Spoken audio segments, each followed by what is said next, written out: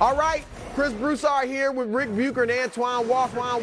Wilds are off, but I'm doing weird and wonderful. I'm going to try my hand at it anyway. Let's start with the weird. Check out LeBron running into the camera and then making sure the camera doesn't hit the ground. The King doing it all. 13 points, 9 boards, 8 dimes, and 1 save camera. And who knows how many thousands of dollars he saved for, I presume, TNT. Nice work, LeBron. All right, wonderful. Check out Chris Boucher taking flight with the monster jam. Look at where he takes off from just inside the foul line. Right, that's nasty. Helped the Raptors take down the Pelicans. Look, 2 weeks ago, people wanted to end the dunk contest, but thanks to Mac McClung and now Chris Boucher, dunking is back. Man, all right, to the weird. Luka Doncic caught napping right here. Check out Blake Wesley with the alert play. Throws it off Luka for the easy slam. Nick's always talking about things he taught Luka, right? Well, that's something I actually can believe that Nick taught Luka, all right? How not to pay attention on defense. All right, not much else went right for the Spurs, though. They lost by 26. Back to the wonderful. Ja Morant. Ja had design. Ja's thinking, yo, I'm gonna end this thing with a dunk over Embiid. Well, Embiid had different plans. Looking like Bill Russell met Ja at the rim and sent him packing. Sixers, great comeback win to beat the Grizzlies. Nice play by Embiid. All right, to the weird. The rare Victor Wembanyama low light, guys. Check out the 7'5" Frenchman get dunked on by a center from the Czech Republic. Now, look, that ain't Shaq dunking on Big Vic, all right, putting him in the basket. That was an unknown guy from the Czech Republic, all right? But Wemby regrouped. He finished with 22 points, 17 boards, and 6 blocks in a win for France. So, all right, let's move on to the NBA. Russell Westbrook, he'll make his debut for the Clippers tonight. It was a rocky tenure with the Lakers. Everybody knows it was rocky except Antoine. Antoine is like the biggest Westbrook fan that's not actually a family member. And so, Antoine, we're going to start with you. Do you expect Russ to help? I know you expect him to help the Clippers. How much is he going to help the Clippers? I think he's going to help them a lot. If you look at the Clippers and actually their personnel, it's a little lackadaisical. I mean, the Clippers are a team that's got a lot of talent, but sometimes they don't bring it night in and night out. With Russ, you're going to get it every night. He's going to give you the energy and effort. Sometimes it's going to be a little sloppy. It's going to be some turnovers in there, but you know he's going to bring it every night and give you the best opportunity to win. And I think with the Clippers, by having so many other skilled guys, it's not going to be as much pressure on him to make plays like he used to have to do so much in his career. He can play off the ball a little bit, even though he's not a great shooter, but he can do some other things on the floor.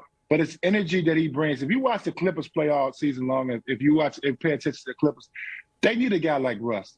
Russ brings it every night. He's going to give you that energy, that 110% effort that you need. And I think that's going to help the Clippers, especially come playoff time, because this is a group that's very talented that sometimes they haven't reached their full potential yet. So I think Russ will help them get over that. He would definitely help them.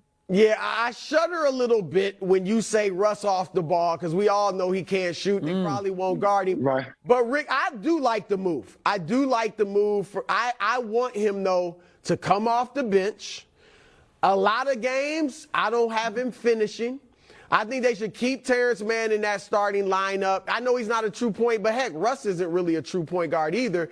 And they got a nice thing going in that starting lineup. They won, I think, 10 out of 14 with this group.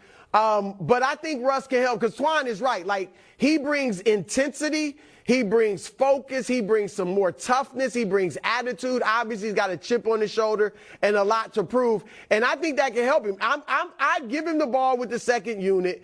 Let him do his thing. He probably can still give you 15 and 7 like he did with the Lakers off the bench. And when he is playing with Kawhi and Paul, we know Paul had his best season with Russ in OKC. Those two don't dominate the ball like, say, LeBron did. So I do think it's a better fit. They got some great shooting from the arc.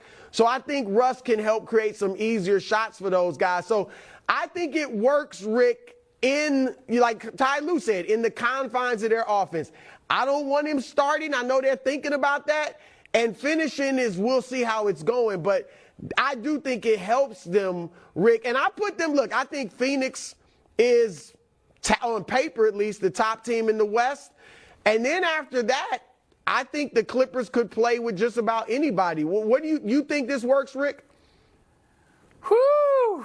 I had somebody give me a towel because I had no idea that I was doing this segment with two guys who not only have the glass half full, that thing is brimming and spilling on the countertop. My goodness. You just gave me all of the things, like all of the positives when it comes to Russell Westbrook, as if this is going to seamlessly fit into a Clippers team that still has other moving parts that it has to figure out. We just added Bones Highland and Eric Gordon, and Paul George and Kawhi haven't spent all that much time on the floor with the rest of this crew. So that's my greatest issue. I don't dispute that Russ could bring energy, and he does get after it every night, and I don't like the way that he's been cast now or portrayed, that he somehow was the reason that the Lakers were having the issues. I'm not on board with any of that. But we've got 20-some games for the Clippers to figure out what their rotation is. And you said it, Brew.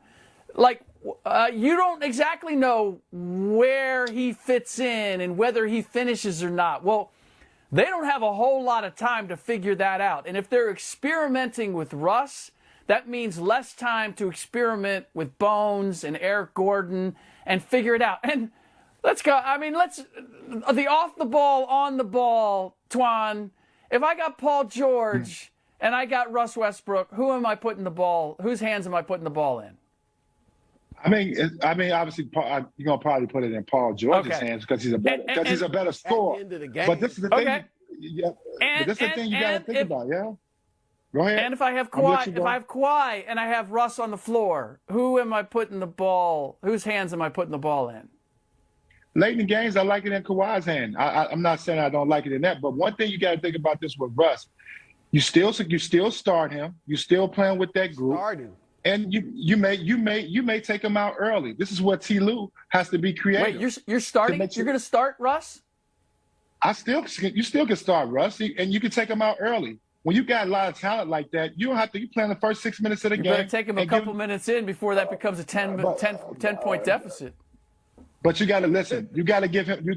Russ is still very productive on the offensive end. So you got to give him some time on the court, maybe by himself with the second unit, and he plays 5 or 6 minutes with the second unit where he's the featured guy on the offensive end.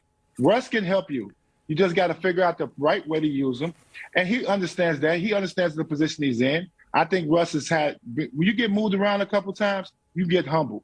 Right. And you understand it's the reason why I keep getting moved around. And he's playing with two good guys in his team. I think he'll make it work. And that's sky's limit how good they can be. Look, what happens if you get moved around a couple times and then you get moved around a couple more times? What happens then? Hey, it's 6 teams if we're counting Utah in the last 5 years. So look, Russ should be humbled. I think he is humbled. I think he'll accept whatever role they give him. And like I said, to me, even if you start him, I'm more worried about him finishing games. So we'll see how it works out. We'll leave it there, guys. But Aaron Rodgers looking for a team. Where should he play next season? His former teammate, Greg Jennings, has the answer next.